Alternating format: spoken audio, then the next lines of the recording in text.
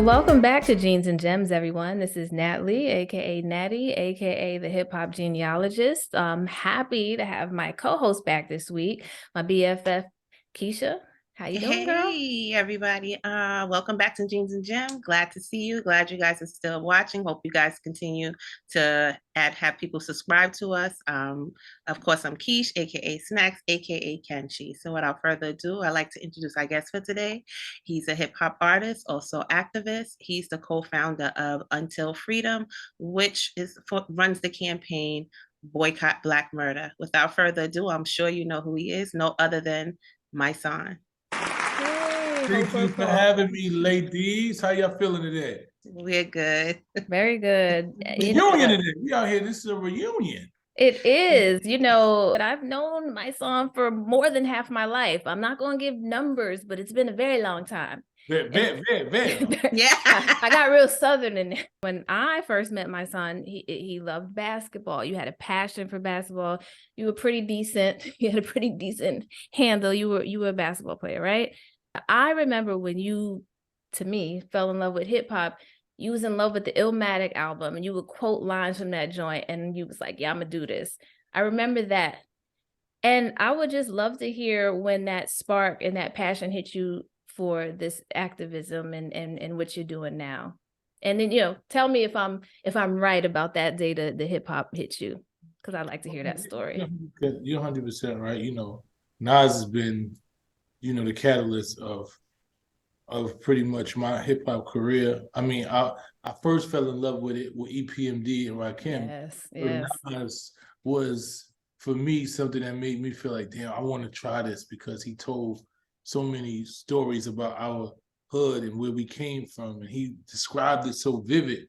And I was like, damn, I want to try that, And so that gave me the passion to start, on that trail. But as far as activism, I think I don't even know where. I think being incarcerated, after being incarcerated for 7 years and seeing how the injustice system works and watching young men coming in here with lifetime bids, facing lifetime bids at 17 and 18 and 19 for crimes that, I know a guy who did a crime supposedly who still maintains his innocence, supposedly had robbed the white lady for $1 and was doing 25 to life.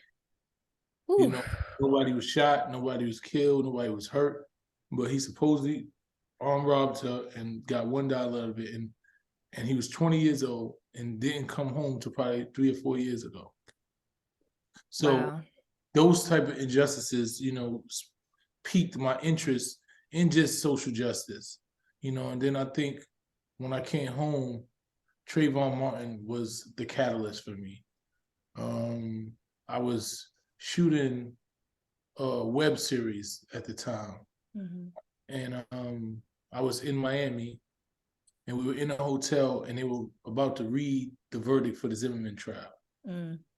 So I'm sitting in my hotel room. We're about to go shoot a scene for the web series, and I'm like, well, automatically he's gonna be guilty. I'm not thinking, there's no way. You know what I'm saying? Right. And I remember hearing that verdict, and like my soul stopped. And at the time, my own son was probably about 10 or 11 years old, and I had 2 more kids. I had my other son. I didn't even have Keston at that time. I had Cameron. Cameron was probably 1. And I was just thinking, I just kept saying, damn, what do I say to my sons about this? How do I explain like what just happened? That somebody could just kill an unarmed Black man and there's nobody accountable for it. And I was crying like I was 2 years old, where the whole staff had the cast came into my room and was sitting there with me. It just tore my soul up. And I wrote this spoken word piece called "What Do I Say to My Sons?" And it was so passionate and powerful. The guy who was shooting the web series was like, yo, we was leaving to go home the next day. And when we went home, we shot the video the same day. We shot it in the park. I'm with my sons. They're all in the park, and we ended up shooting that video. And it's actually on, it's on YouTube.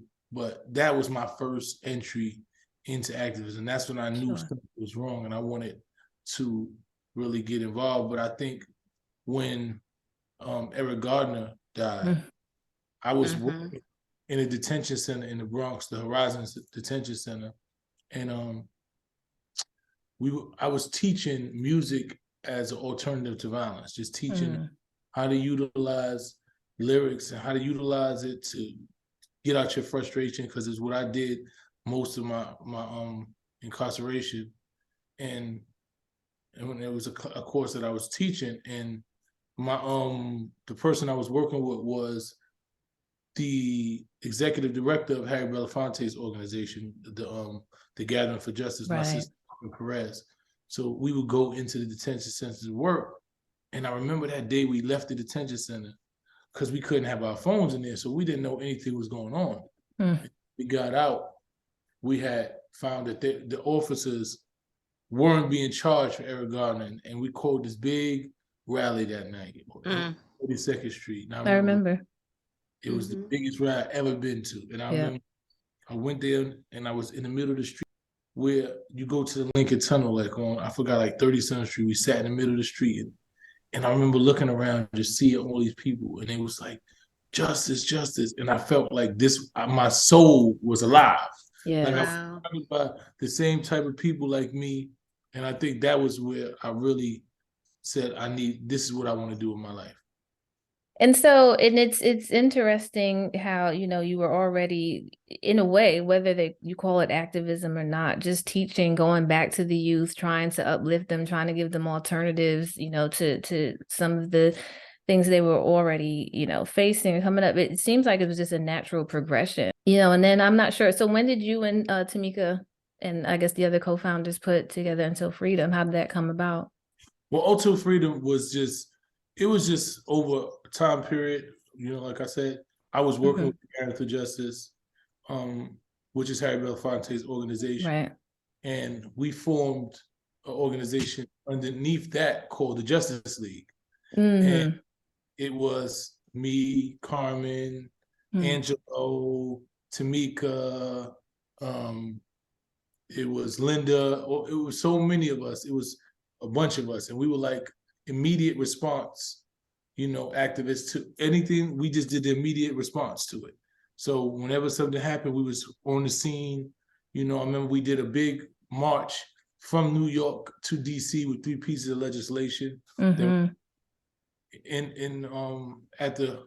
Capitol, and it was a big march. Then we did the Million Man March. We were Tamika was one of the co-conveners of the Million Man March, which I spoke at. And then they did the Women's March. You know, so it was so many things that we were a part of that we never really, it was never our own. And, you know, and we realized that as much as we loved all these organizations, they weren't ours. In all of those movements, I never seen myself really represented in them. Sure. In those movements, it was all types of different, they were, you know, very high level graduates, college graduates. Yeah.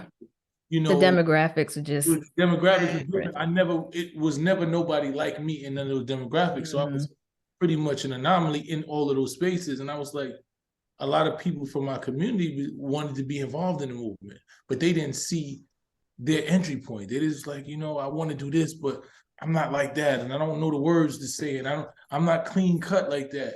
And I'm like, well, you don't have to be clean cut. You just gotta want your people to do better. You know what I'm saying? I don't want people dying. So it's not about clean cut. So I say, you know what? I want to create an organization that makes them feel that it represents them. I want to create this generation's new civil rights movement.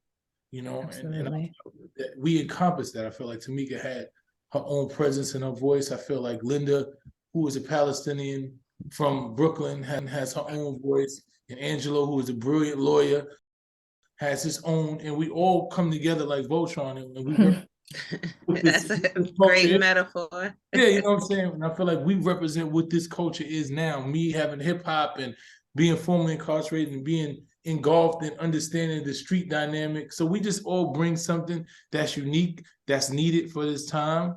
And we said and I came up with the name Until Freedom. And you know, and we just been doing our thing ever since, man. I think one of the things that I feel like was a question in our times is who's our advocate now? And I think that your name is on the list of the top 5 people when people are looking at the who's fighting for us. You were on the front line with Breonna Taylor. You were on the front line with Floyd. And not when I say you were on the front line, we saw you. We saw you sitting on the lawns. We saw them trying to arrest you just for simply protesting. Even when you were with, I believe it was Yandy, when they were having the issues with the jail. I actually worked in the area. I saw you myself outside. So what you do is much appreciated. And I think that the name that you guys came up with, the street politicians, is so fitting because you understand us and our community, our fight and our struggles, because you were on this side. So now you're in a position where you're like, you know what? I know what's necessary. I know what's needed. And this is what needs to be in place. And this is how we fight. So you're just like, and you're into hip hop, which is something that these kids can relate to now. So it's like, okay, wow. So wait, I can rap and I can do all of these things and I can still be this person. I don't have to, I'll be out here killing everybody and doing all of it. So I think that what you're doing, it's like excellent in this time and it's much needed. I just was curious to know, how did you guys come up with the name Street Politicians? Because it's just so perfect. It's another thing. That's what I do. That was like marketing and promotion and strategy and coming up with names. That's like one, I think that's a gift that I have. So I came up with that name. I was just trying to figure out something that encompasses what it is that we represent. Well, we obviously could talk about this all day, but part of the reason, and we'll talk about everything, but part of the reason that we're really excited to have you join, because Jeans and Gems, our mission is really to, again, bring this knowledge and this understanding that, Black folks, we account for what, 13% of the population in the United States. And that number, I mean, it dawned on me that we're probably all related, or there's 6 degrees of separation, right? And I think that when you look at, other Black people as your brothers, your sisters, your family, your distant cousins, maybe you think twice about mistreating them, hurting them, taking a life. So maybe, call me idealistic, thinking that knowing where you come from and how your family has migrated through their time, just through Jim Crow and all of the different injustices that were happening before we were even born. I think unifying, our history, knowing that we share a similar history, knowing that we all are still dealing with the trauma.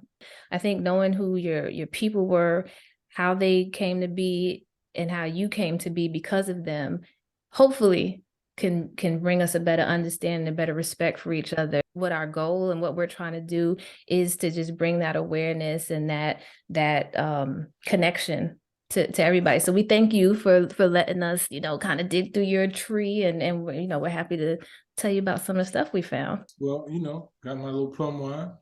I'm here. All right. So, I mean, let's get it started. So we're gonna start with his father's side, the Lennon side. I think yes. Tell me, what do you know about the Lennon side? Like, what's your overall knowledge, or what are some of the things you've heard? Or, I mean, tell me what you know already. I mean, I don't know a lot about my father. I know my grandmother and my grandfather. I know Leon Lennon Sr. I know my grandmother. I can't even remember my grandmother's name. I was really young when she passed away. Sure. Well, I mean, we're going to take you on a journey. And like I said, this is really the beginning. I do have some really interesting facts that we were able to uncover. So first and foremost, the earliest verified ancestor on your father's side, on the Lennon side, was a man by the name of Lot, like out the Bible, Lot Lennon, and he's a senior. He was born in 1839, and he was born in Wadmalaw Island in South Carolina, which is near Charleston, near Johns Island. Did you know, I'm sure you had some clue that you had South Carolinian heritage, or? I knew it was South, I didn't know it was Carolinian. Well, it's absolutely South Carolina. It was a lot of great agriculture. It's a very beautiful and to this day sort of low populated island. So it's one of those places where I think if you go down and meet someone with the last name Lennon, they're probably a relative of yours. There were quite a few Lennons in the area. So Lot, he appeared on the 1870 census. That's the first place he's documented. While I can't find any documentation that he was in bondage or a slave, the fact that he did not appear on a census before 1870, we kind of deduced that Blacks, Negroes, colored people were not listed on the census until 1870 unless they were free. Also, there was an inventory list of slaves that was released in 1866 of slaves who were on Guamala Island who were freed by a man named Hugh Wilson. And so while Lot is not listed on that inventory, there are a couple of Daphnes listed. So on the 1870 census, Lot is married to a woman named Daphne also of Guamala. So, you know, we're gonna do some digging to find out if we can discover a little bit more about those two.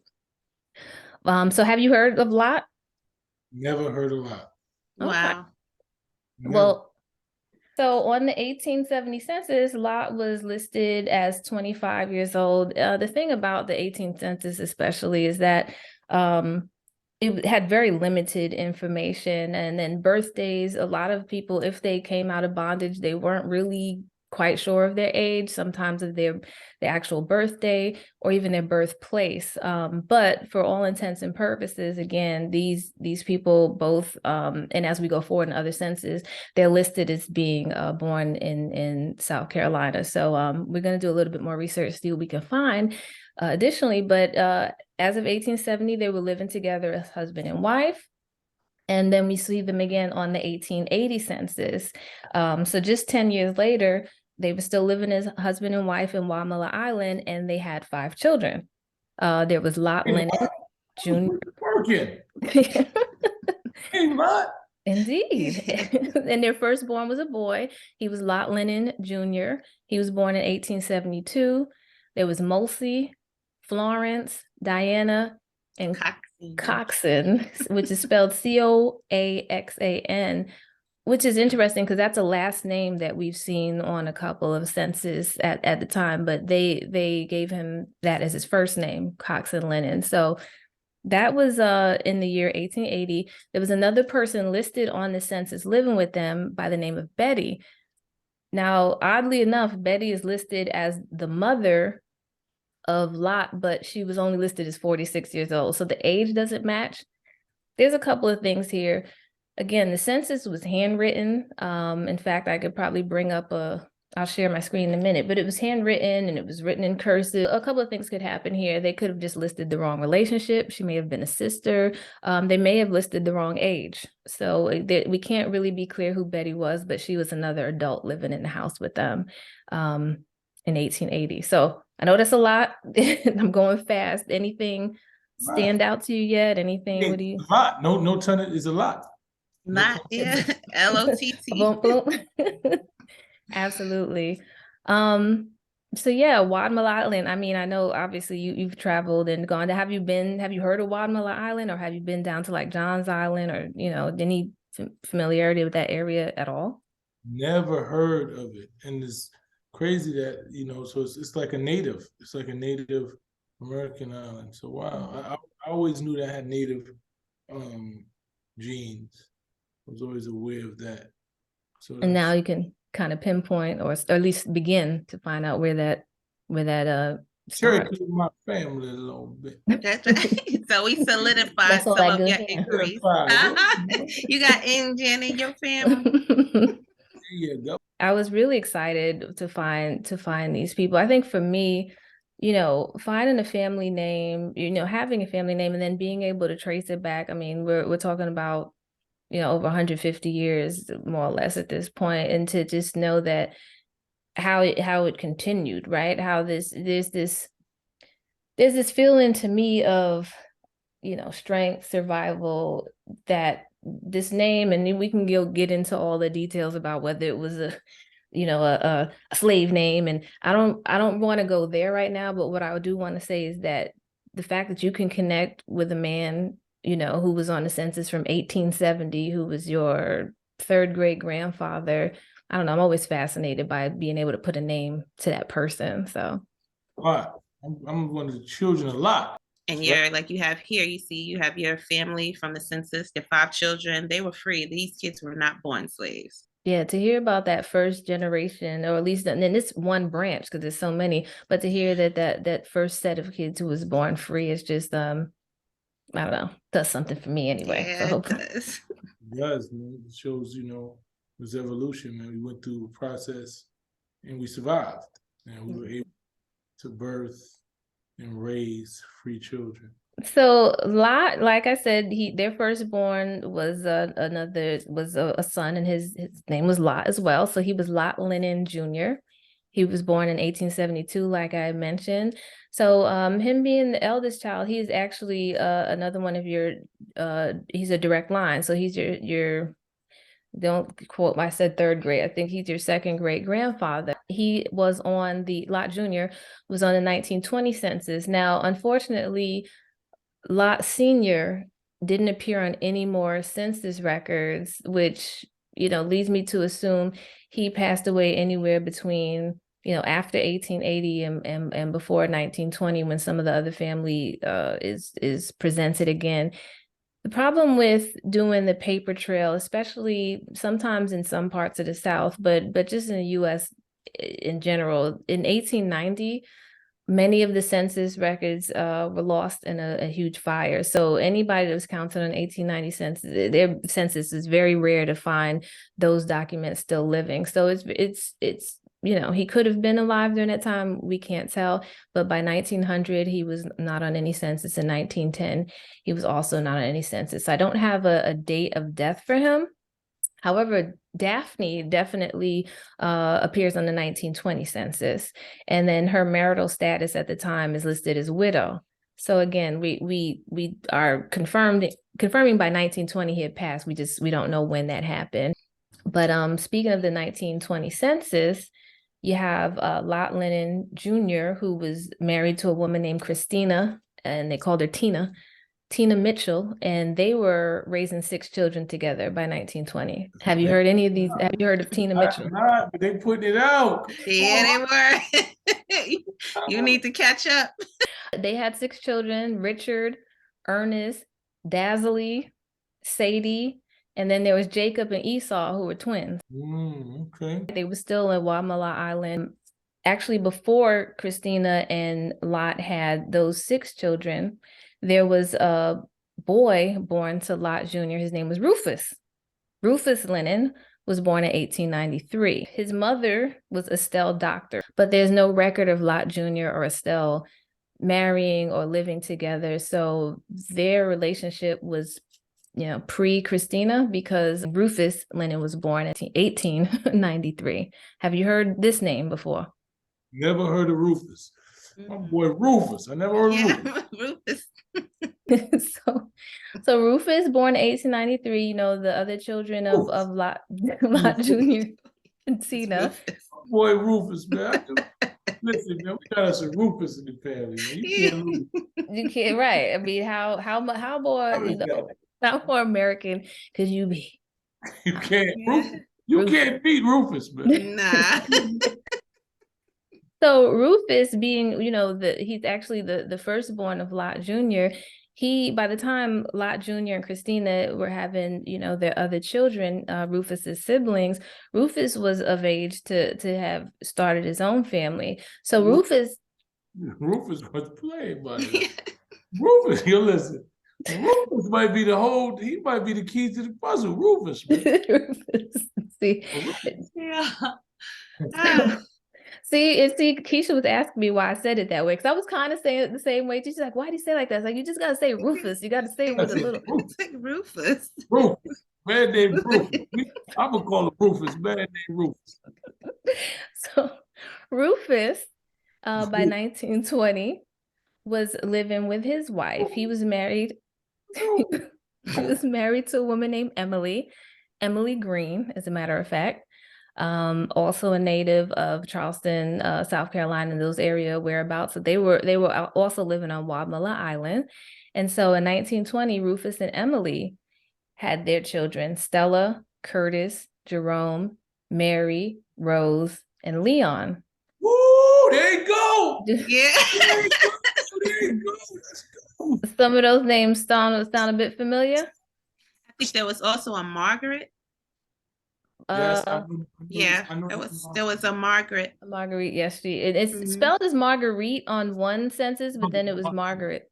That was my grandfather's sister. I heard that name. Wow. So, Rufus and in his family, like Emily and the children, they were living in Wadmalaw in 1920, and they both worked on a farm. Rufus was a farm operator, and Emily was a farm laborer. But at some point, they made the decision to leave, and this is when we get into the other side of your family. We'll talk about how this is related to the Great Migration. Are you familiar with that phrase or with that movement? Yeah.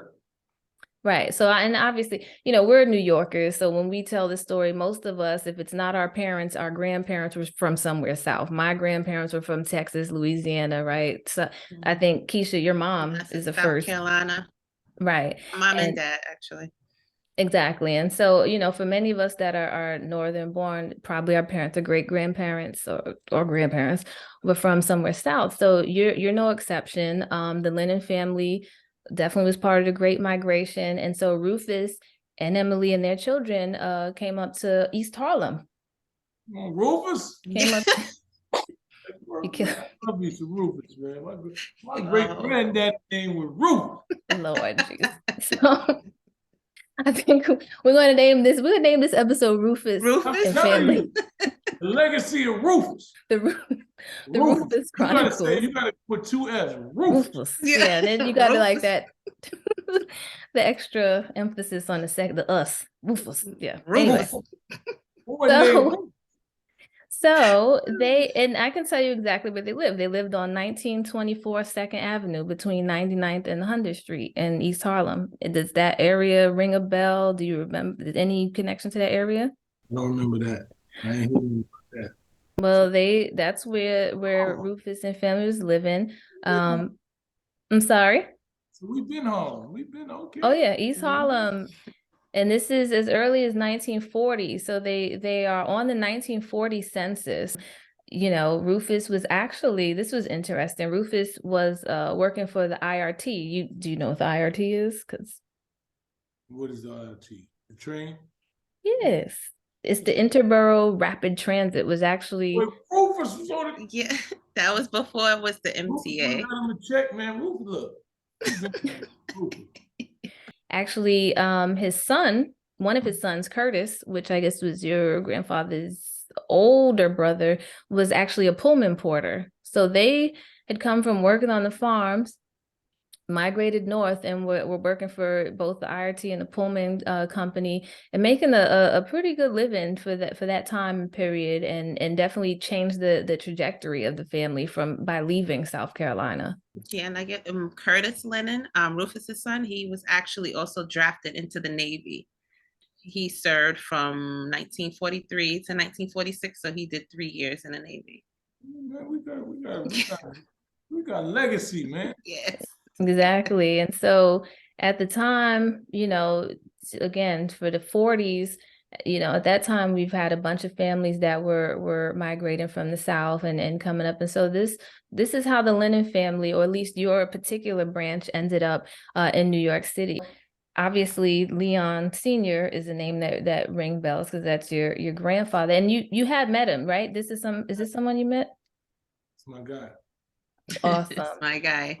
Well, to get back to Rufus for a minute, unfortunately, even though he migrated and at least gave his family the foundation for a better life, he unfortunately passed away at 50, Rufus. He passed away at the Metropolitan Hospital in New York City, and he's actually buried in Long Island at the St. Michael Cemetery. So yeah, and his income back then, he was making above the median range income. So basically they were living very well. Right, Rufus? Yeah. Rufus? Rufus. Rufus. He's not gonna let go of Rufus.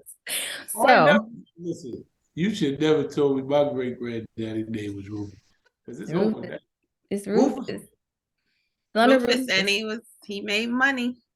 He did. And so that bread. That's right. Mm-hmm. So like I said, we're just, this is this is phase one, right? This is the paper trail journey, because of course, Leon Sr., hey, there you go. Leon Sr. was the father of Leon Jr. Leon Sr. Married a woman named Corinne. Or now you could tell me if this, because these are people that you can correlate. Is it Corinne or Corinne? Do you remember your grandmother's name, or did you know it? It's either Corinne. It's something like that. Well, at least here on record, I have that name, but I think they pronounced it a little different. Right, and that's why I said I'm not sure how to pronounce it. Apparently, her maiden name was Minor, and it appears that they were married. They were living in Manhattan. This is Leon Sr., by the way. We're living in Manhattan at least between 1957 and 1961, because that's where they had their license, their marriage license. We have a copy of that we're going to send you, and so it's really, exciting to see, these people that you've actually know, especially your grandfather, Leon Sr., come to life on paper again, and to see when he was, getting his marriage license. Obviously, he was the father of your father, Leon Jr. And I know, there's you didn't have a lot of time with him. Unfortunately, he passed away early, but I will say, because he was a Pisces, so I'm going to speak from my Pisces heart, that he's very proud of everything that you're doing, and the way you're carrying the Lennon legacy. So for sure, especially Rufus. Rufus, like, yeah, that's my boy. So hopefully we were able to enlighten you just a little more on the Lennon side, and the just some of the origins, right? Rufus was it. I think all we needed to do was talk about Rufus, and that's all we had to do. I'm good. I'm done. Rufus got him some bread. He made a bunch of kids. He did what he could. He did what he was supposed to do, man. Rufus is part, and Emily. Let's not take away from his wife, your great grandmother Emily. Grandmama, we ain't gonna take away from her neither. But yeah, I appreciate it. Yeah, so they're half the reason why you were born, and you're here in you got your start in New York. Is this trajectory and how they kind of migrated through this, is this all new to you? It was kind of assumed, but is it? I never really heard much about the migration of my father's family. My father passed away when I was 12. So I didn't, his father passed away. His mother passed away when I was really young. And his father passed away when I was probably even younger. Sure. So 7 or 8 or something like that. But I remember him. So I didn't really have the time. Yeah. To just learn about my family. It's funny, as long as I've been into genealogy and going to my own family reunions, all the things I wish I would have asked my grandfather, all the things I wish I would have talked to some of these, aunts and uncles and cousins who passed away. But, not everything's lost, because, as long as I'm around, we're going to find a paper trail. But like I said on one of the previous episodes, not only the paper trail, but now it's having, being armed with this knowledge, being able to talk to some of the relatives who are still living and confirm some of this information and get stories to put to these names, and maybe even pictures in some cases, right? So I hope that this is a good starting point for you, and will lead you to other discoveries, because there's a lot more to be found on that side. No, it's dope. It's interesting just hearing, names that I've never heard, and just understanding that we came from certain areas that I never even knew. Always, had a little bit of understanding, my grandfather and my grandmother my grandfather mainly would talk about, our native roots, so I knew somewhat of that, but just hearing that, and then being able to know that my great grandfather Rufus was outside. So it's definitely, it's dope, man. I love what y'all doing. It's important, man. Just knowing. I think that's the thing about being Black in America, is that you don't know your history, right? And I think that's why we're not connected and have a level of unification as we should, because conditioning.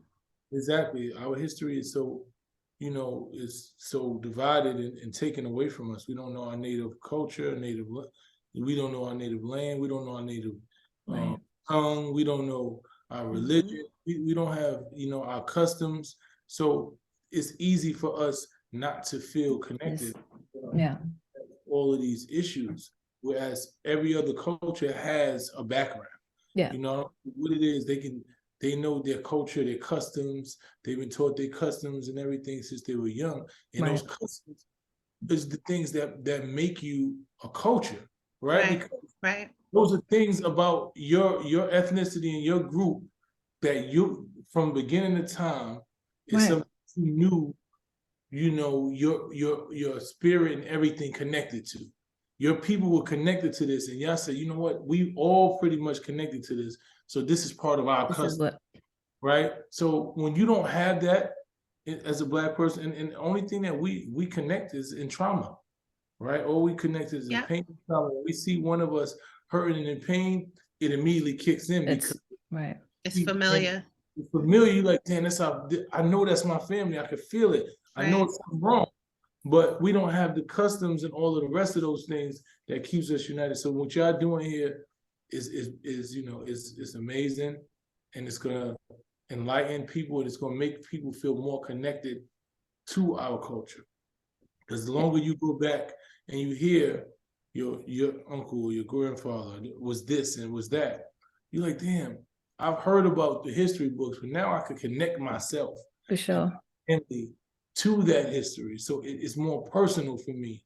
And when I connect myself and my family, then that means I connect myself to all those people who went through the same things, that have been in that same, situation. So I appreciate what you guys are doing. It's dope. Well, thank you for saying that. Like I said, this is the beginning. Of course, I know about pockets, but when I send you this report and you get to review all the names, again, talk to family members. You'll be surprised how much knowledge and information that they have, because what they've heard, through family stories, from family reunions they may have attended. They may have books that can confirm some of these names, and if the interest is there, we're gonna help you find it. We're gonna take you back even further. So really happy that you let us start with this and take you this far. Sounds like a plan. So I just gotta figure it out. But I'm really happy with what you guys did, man. Thank you. Thank you. Anything you're promoting right now? I know you have your platform with your Boycott Black Murder. You have any websites, Instagram pages that you would like people to follow? Yep, my Instagram is Mysonne. Mysonne NY General. My Facebook is Mysonne Lennon. So just right, because I think when I Googled it, I also, when we go on Google just to get more information, we see that the Until Freedom comes up. So I know that people can also Google Until Freedom and register and become a part of that movement as well. Yep, you can join Until Freedom. You can invest in Until Freedom. We have a fundraising page where you can invest in the work that we do. That's pretty much it. Awesome. Well, again, we're super excited to have you join us. This is family right here. So without the family tree, we go way back. So we appreciate you, your time, your interest, and really just, connecting with us, because I think your voice is so important that once you speak on this, there's going to be others who will follow. And again, my idealistic views are that once we all know where we come from, we all one big family, will treat each other much better. Yes, exactly. You ain't said a lie. Okay, Rufus. Rufus. Thank you so much, Mysonne. Please come back anytime. When you come back, we will have more to share with you, and just looking forward to more conversations with you. Well, thank you in the name of Rufus. I appreciate that, man. He's still with this Rufus. Thank y'all for the work, man. For real, it was a pleasure. Thank you. Appreciate your time.